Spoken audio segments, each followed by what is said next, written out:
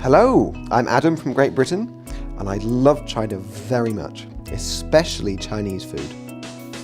When I first came to China, my friends in Beijing and Shanghai invited me to eat shuanyang and kaoro chuan 非常非常好吃. I knew from eating this mutton that it came from Xinjiang province in China, from the pastures of Xiaobayi. Having been to Europe, Australia and America, many of the world's ranches, I must say that China's Xinjiang's pastures, the sheep of Xiaobayi, really have the most delicious mutton I've tried.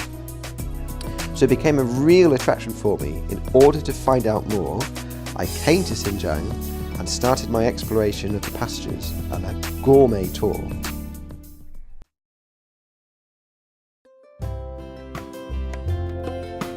It's time to stop for a meal.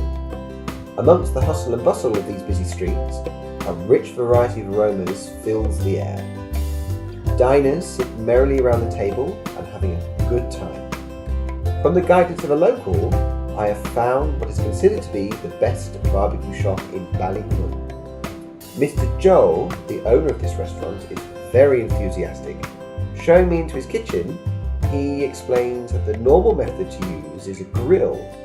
However, for a better Xinjiang barbecue, he uses a more unique method, a naan bread pit oven.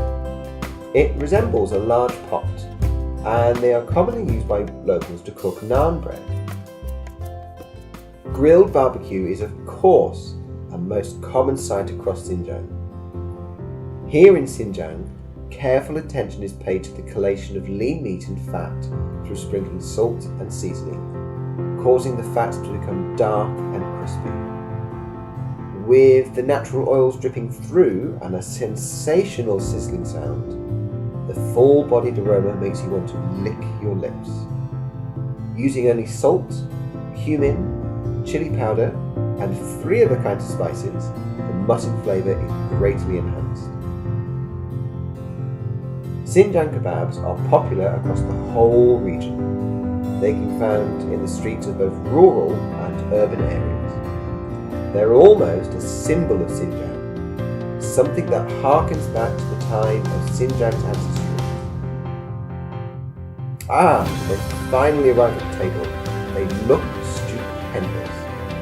All of this comes from animals that have been off the pastures that we've seen the past few days. Compared to England, the animals that come from, they really roam free across the mountains and pastures of Xinjiang. So this bits of meat here, they're quite circular, they look quite juicy and tender. Let's give them a try. But you can really taste the flavourings coming through, soaked through the meat. Very juicy, almost quite sweet in a way.